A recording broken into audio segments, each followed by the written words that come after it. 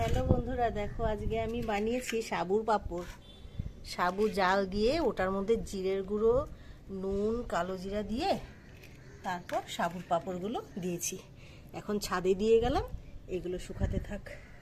এখন ঢেকে দিতে হবে, কারণ এখানে যা কাক আছে জানোই তো তোমরা, কাক যা অত্যাচার করবে, তাই ঢেকে দিয়ে যাব।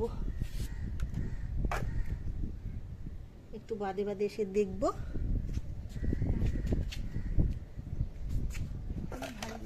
ভারী দিয়ে গেলাম।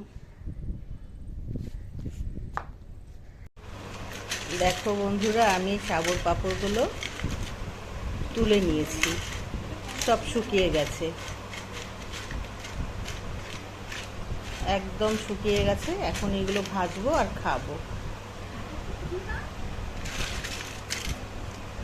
কত সুন্দর হয়েছে।